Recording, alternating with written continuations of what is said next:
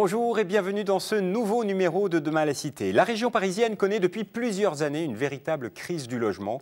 Pas assez de constructions neuves, loyers trop élevés, vie chère. Il est aujourd'hui difficile de se loger pour de nombreux franciliens. Pour preuve, la demande de logements sociaux qui a explosé ces dernières années, elle est passée de 350 000 à 550 000 demandes en moins de 10 ans. Il est urgent d'agir, de trouver des solutions. Alors aujourd'hui, Demain la Cité donne la parole à un acteur engagé en matière de logement, Bernard Husquin. Bonjour. Bonjour. Vous êtes président de Habitat et Humanisme Île-de-France, une association qui fait de l'insertion par le logement. En deux mots, qu'est-ce que ça veut dire, l'insertion par le logement? Ça veut dire qu'au-delà d'un manque de logement, beaucoup de gens en fait, vivent une perte de lien, une perte de repères dans la cité, et donc ont besoin non seulement de recevoir la possibilité de se loger correctement, mais que ça soit dans un quartier correct, et que ça soit aussi avec un soutien, je dirais, de voisinage et une qualité de relation qui s'établit.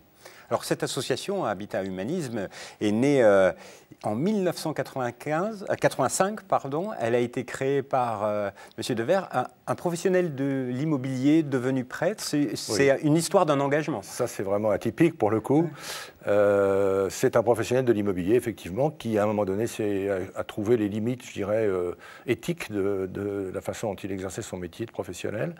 Il a changé son regard et il a décidé de continuer ce métier-là puisque c'était le sien et qu'il a un esprit d'entreprise chevillé au corps, mais de le faire dans un contexte différent, avec donc une finalité qui soit différente. Et entre-temps, il est devenu prêtre. Donc il y a tout un esprit de solidarité. Aujourd'hui, au niveau national, Habitat Humanisme, c'est combien de personnes, c'est combien de logements, c'est combien de personnes aidées? Oui, alors aujourd'hui, d'abord, en ces 30 ans, il s'est passé plein de choses, évidemment. Ça a démarré à Lyon, puisque Bernard Devers était à Lyon. Et puis ça a essaimé un peu partout en France. Aujourd'hui, il y a 54 associations indépendantes, mais reliées entre elles par une fédération, qui œuvrent sur le territoire. Et il y en a une qui couvre l'ensemble de l'Île-de-France, donc qui est de nature régionale et qui opère partout sur les territoires. Alors tout ça, ça représente à peu près 6 000 logements aujourd'hui en gestion. Ça représente à peu près 3 000 bénévoles, 350 salariés. Voilà, donc en fait, on est une association qui essaye de faire travailler ensemble des salariés et des bénévoles, et également qui s'insère dans dans une économie à la fois d'argent public et d'argent privé, pour essayer de faire un bras de levier avec, je dirais, chacune d'entre elles. Alors, on ne va pas parler de l'association au niveau national, on va se concentrer sur votre action en Île-de-France. La délégation Habitat Humanisme Île-de-France, elle est née en 92, une histoire plus récente. Aujourd'hui, quel état des lieux pouvons-nous faire de cette association-là? Écoutez, elle est née effectivement quelques années après. Elle représente aujourd'hui en taille à peu près la deuxième ou la première ex-aequo par rapport à Lyon, qui est l'association d'origine. Nous avons en Île-de-France, nous gérons un peu plus de 1000 logements, donc nous logeons environ 3000 personnes. Et nous avons surtout, pour les accompagner, à la fois des travailleurs sociaux et des bénévoles. Donc on a des bénévoles, on a environ 600 bénévoles en Île-de-France, qui sont des bénévoles principalement de proximité, pour faire de l'accompagnement de voisinage. C'est quoi le profil de ces bénévoles? C'est des gens qui s'impliquent, qui viennent vers vous naturellement? Alors, ils s'impliquent, ça c'est sûr. Après, ils viennent vers nous naturellement. On les aide un peu en communiquant quand même, hein, et en les accueillant d'une façon qui, si possible, est accueillante. Ensuite, on les forme et on les encadre, je dirais. On leur facilite le travail pour qu'ils se sentent bien, tout simplement. C'est monsieur tout le monde, hein, monsieur ou madame tout le monde, qui a simplement envie d'aider son voisin, puisque ça peut se résumer à ça finalement. Donc des personnes qui sont en situation de fragilité, qu'il s'agit simplement de visiter, d'écouter, de comprendre la problématique, de donner quelques petits trucs de voisinage. C'est ça l'accompagnement. Vous logez près de 3000 personnes en Île-de-France, et donc des milliers de familles. Un millier de familles. Oui. Un millier de familles. C'est quoi le profil de ces familles, de ces personnes? C'est des personnes en difficulté, mais qu'est-ce que ça veut dire être en difficulté aujourd'hui? Vous savez, nous on est représentatifs, en gros, notre public, nos résidents sont représentatifs de la catégorie de gens qui se trouvent aujourd'hui en situation d'hébergement, donc quelque part aussi de la pauvreté en Île-de-France. Alors on a beaucoup de familles monoparentales, on a pas mal de personnes qui sont issues de l'immigration, tous sont en situation régulière. Hein. Nous ne sommes pas, nous, impliqués dans l'accueil des migrants.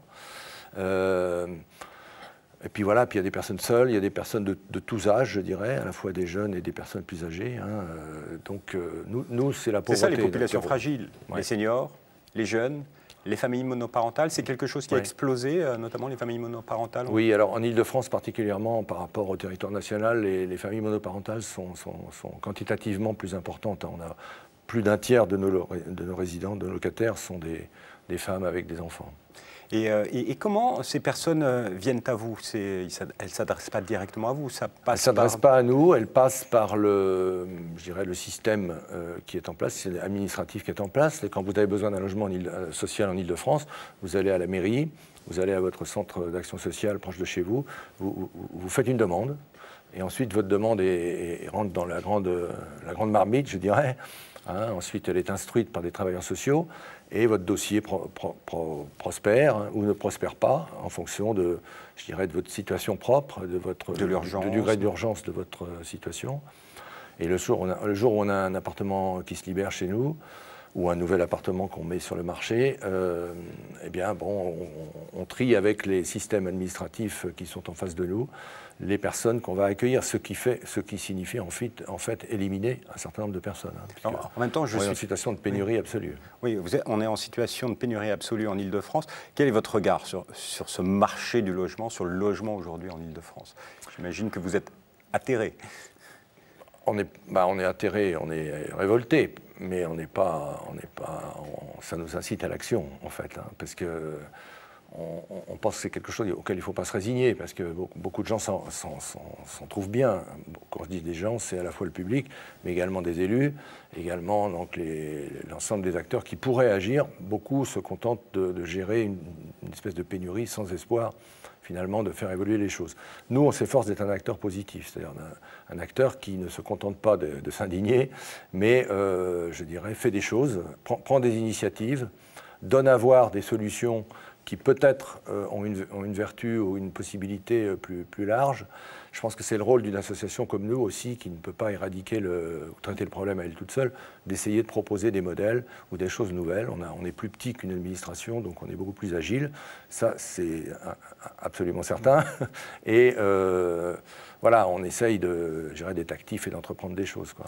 Et depuis que l'association existe en Ile-de-France, donc 92, on sait qu'il y a une pénurie de logements sociaux. Quelles sont les solutions? Que faut-il faire? Quelles sont vos solutions d'ailleurs? C'est quoi le logement? Si vous voulez, bon, je ne pense pas qu'il faille simplement se restreindre à la question du logement au plan quantitatif. Il faut élargir la question à l'ouverture sociale du public, de nous tous. Parce qu'en fait, ce qu'il s'agit de traiter, c'est non seulement une question d'abri, de logement en tant que chez soi, mais c'est également un accueil et une ambiance générale de la société. Et on voit bien qu'en Ile-de-France, il y a cette question de pénurie, certes, donc la seule solution, là, c'est à terme, pour la résorber, c'est de construire. Bon, mais on sait aussi que ça va prendre un temps extrêmement long. Mais il y a aussi une question d'entre-soi, hein, de tentation de l'entre-soi, et le Premier ministre a utilisé un mot qui est très fort pour un petit peu faire prendre conscience de ça, c'est la question des ghettos. Ghetto, tout le monde a pensé ghetto de pauvres, on va dire, hein, mais il y a aussi des ghettos de riches. Hein, on voit bien qu'il y a des endroits où on est entre soi et on ne fait surtout pas entrer quelqu'un d'autre. Donc nous, ce qu'on cherche à faire progresser, si vous voulez, c'est la mixité, le contact, la création de liens, d'occasions de rencontres. On cherche à décloisonner, quoi. Donc votre credo dans votre action, c'est la mixité sociale. Voilà. Pour vous, voilà. Vous préférez donc... dans votre action, ça se retranscrit par quoi exactement? C'est-à-dire que vous voulez construire un logement social ou vous occuper d'un logement plutôt dans le 7e arrondissement de Paris qu'en lointaine banlieue? Ça commence par ça, c'est la localisation de nos logements. Bien sûr, alors en fait, on ne va pas aller dans les zones urbaines sensibles, on n'y est pas, précisément parce que ce n'est pas là qu'on a envie de manifester notre action de mixité. On a de la difficulté aussi à être dans les zones à l'opposé. Pourquoi? Pas tellement parce qu'on n'a pas envie d'y être, mais parce qu'il ne faut pas qu'on mette nos locataires en situation d'échec, je dirais, dans la mesure où il se créerait un décalage social trop important avec l'environnement, et donc une absence d'accueil un peu viscérale, quoi, hein, voire un phénomène de rejet. Et puis la possibilité aussi de se reloger sur place, parce qu'un jour ou l'autre, nos locataires ont vocation à entrer dans le parc social, malgré tout, hein, définitivement. Et s'ils s'insèrent dans un quartier, ce n'est pas pour qu'on les envoie se reloger à l'autre bout de l'Île-de-France. Voilà. Donc on est dans des quartiers qu'on appelle équilibrés, qui sont déjà équilibrés, et nous, on va participer, je dirais, à l'évolution de ces quartiers dans le sens d'une plus grande ouverture. Et ces personnes sont logées, suivies par des bénévoles, des travailleurs sociaux. Et des travailleurs sociaux qui leur permettent... C'est tout un travail autour de trouver un emploi aussi. C'est toute cette gamme d'accompagnement que l'on peut imaginer. Une personne arrive avec ses problèmes. Bon, le problème par lequel elle vient chez nous, c'est l'absence de logement. Mais elle a tous les autres problèmes avec elle.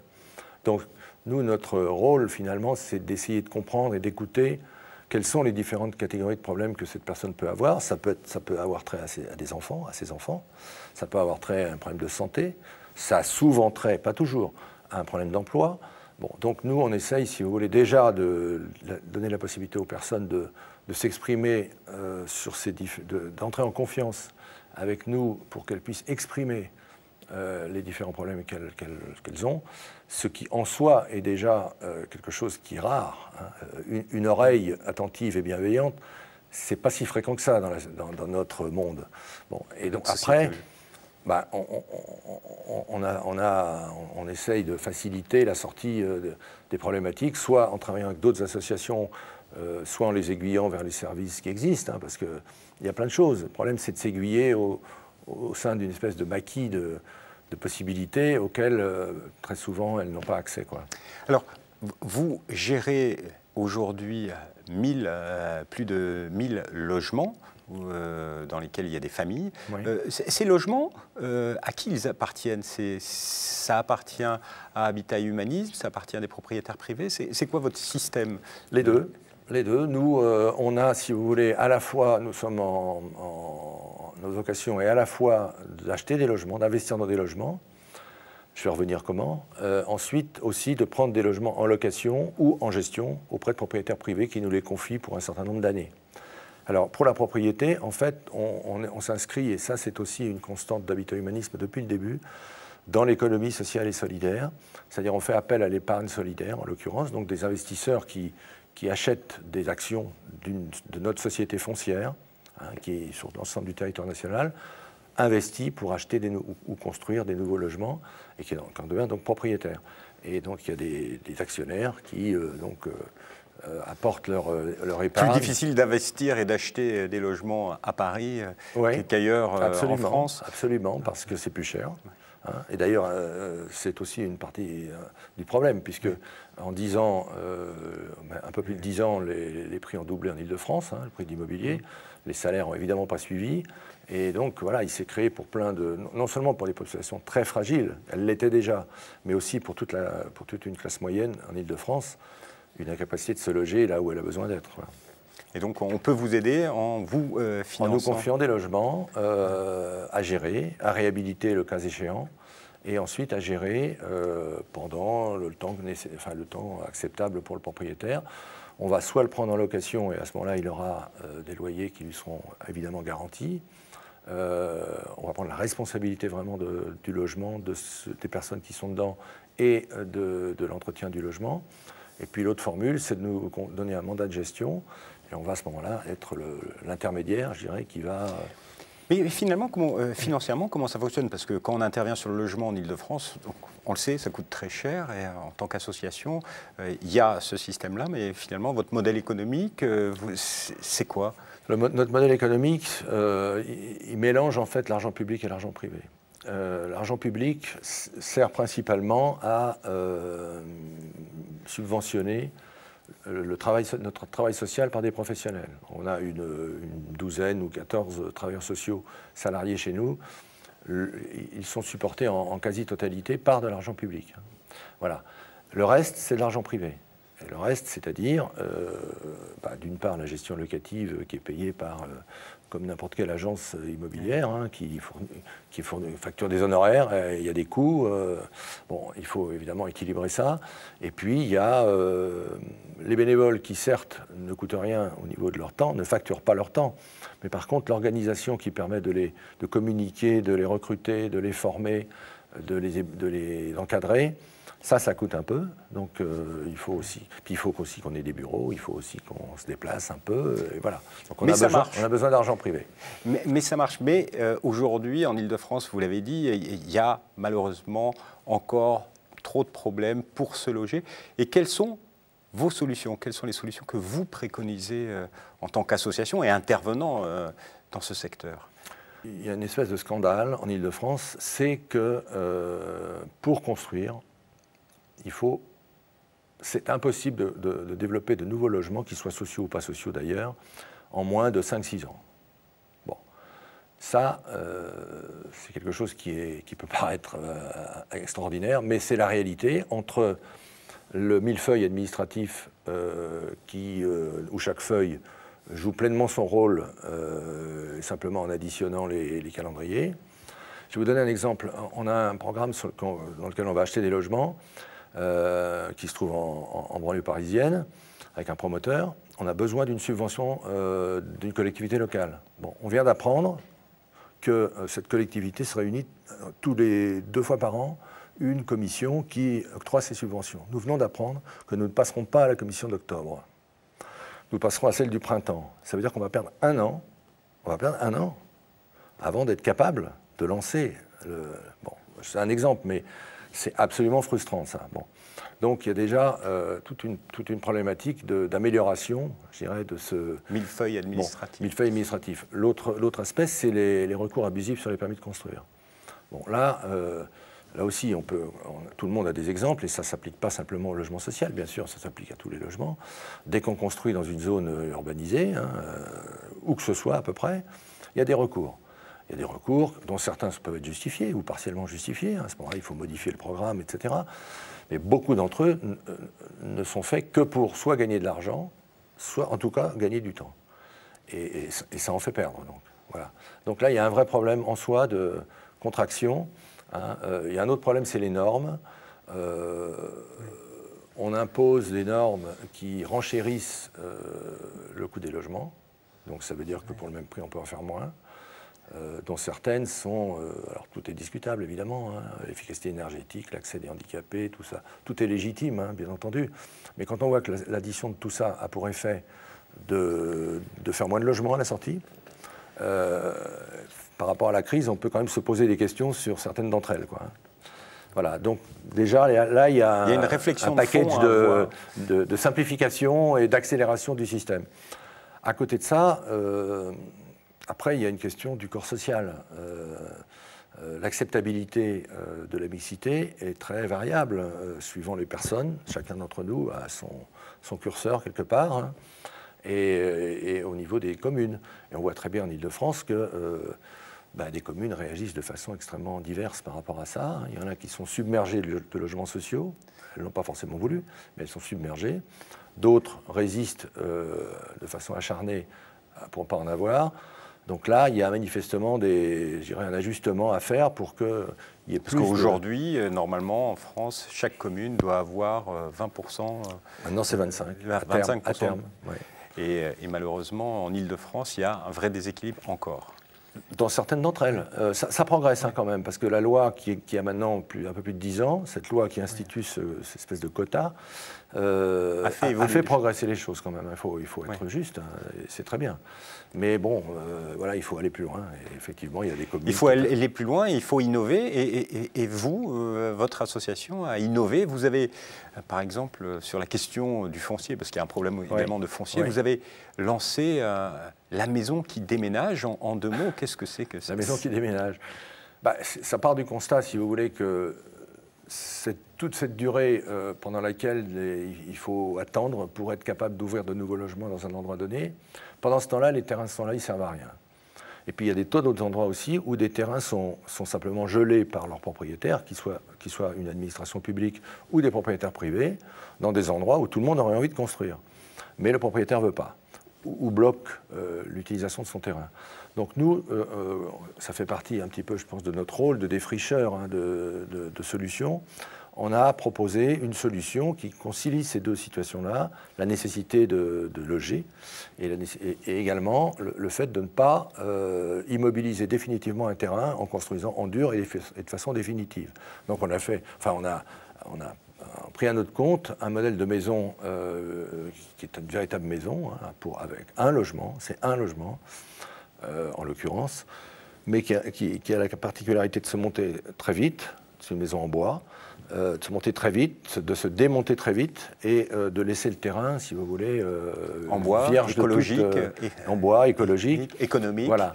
Donc, et de fait, depuis qu'on l'a fait, on l'a installé, la première prototype qu'on a payé nous, on l'a installé à Jouy-en-Josas. Bon, ça intéresse beaucoup de monde parce qu'effectivement, ça correspond à une réalité. Il y a énormément de terrains en Ile-de-France finalement où il y a cette possibilité, dès lors qu'on garantit au propriétaire que le moment venu, au moment où il le désirera, on retire et on remonte ailleurs.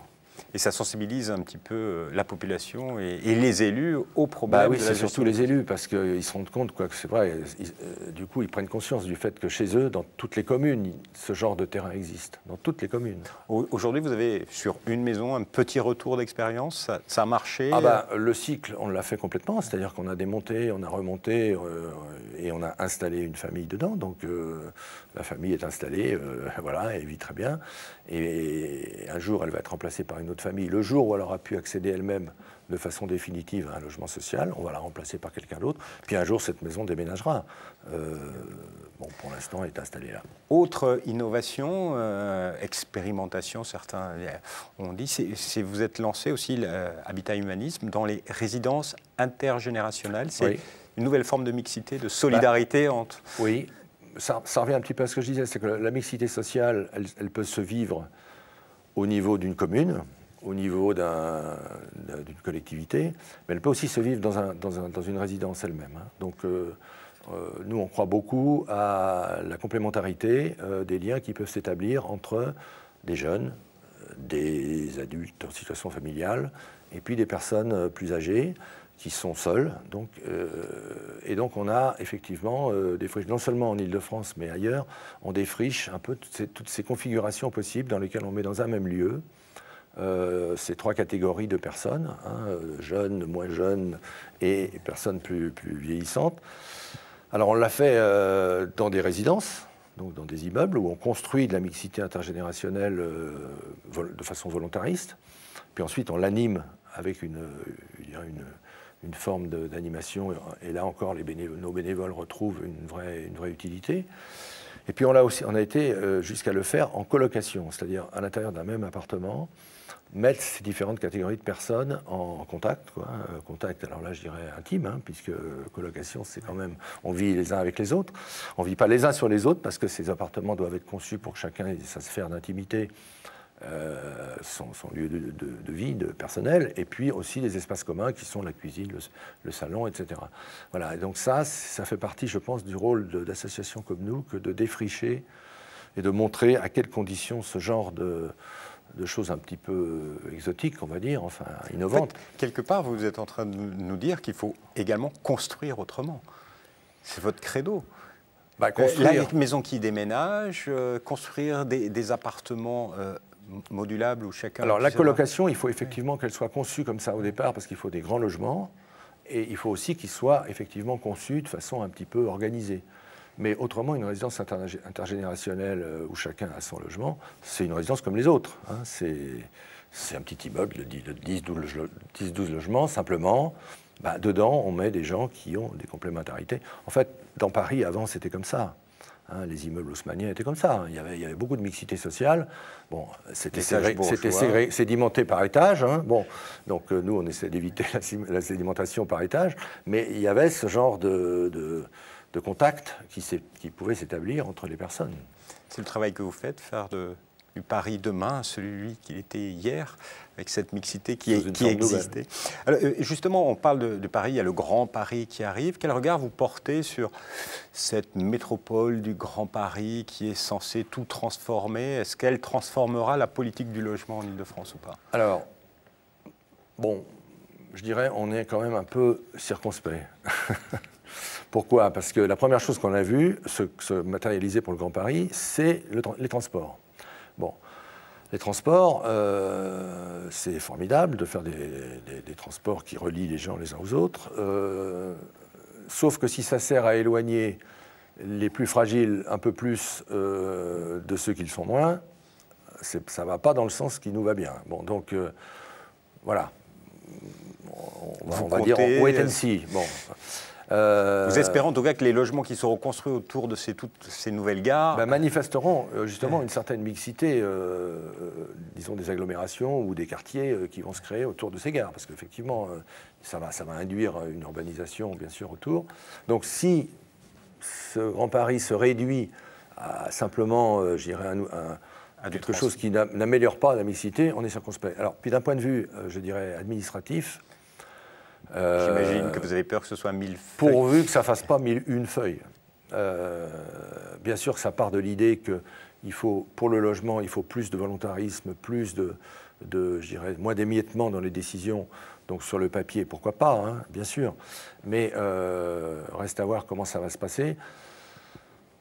Bon, sachant que aucun élu n'a abandonné tout espoir de conserver sa part de pouvoir dans les phénomènes de construction et d'allocation des logements. Hein, donc, voilà. On arrive en fin d'émission. Est-ce que vous avez un message à faire passer avant de passer aux 3 dernières questions? Message? Bah, écoutez, nous, notre credo, c'est vivre ensemble. C'est mieux que vivre séparés. C'est mieux pour chacun d'entre nous. Déjà. Et puis c'est mieux pour le collectif parce que c'est comme ça qu'on aura plus d'harmonie et moins de tension. Voilà. Donc nous, on s'efforce d'être un ferment, un acteur de ce décloisonnement qui nous paraît porteur de plus d'harmonie collective. Alors, c'est le moment des 3 dernières questions qu'on pose à tous nos invités.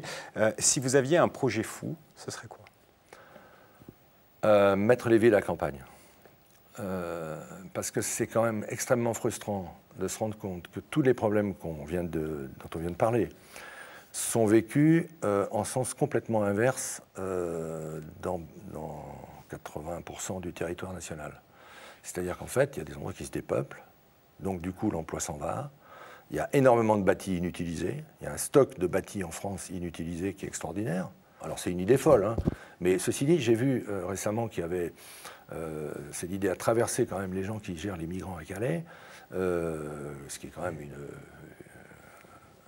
espèce de paroxysme hein, de situation sociale ignoble, hein, quelque part. Ben, il y a des migrants qui ont été installés en Bourgogne, dans un village. Bon, un groupe de gens, plusieurs dizaines de personnes qui étaient... Bon. Et ben, finalement, ça a l'air de pas si mal se passer, quoi. Ce n'est pas un aboutissement, parce qu'elles n'ont pas vocation à s'insérer, à trouver de l'emploi, etc. Mais au moins, elles ne vivent pas dans des conditions physiques dégradantes, hein, inhumaines. Et en plus, les gens qui sont là, je suppose que ça fait beaucoup de discussions, mais enfin, ils s'aperçoivent aussi que ce n'est pas forcément que des gens qui volent, qui mendient, dangereux, etc. Quoi. Voilà. Donc c'est mon idée folle, les villes à la campagne, je ne suis pas le premier, mais enfin...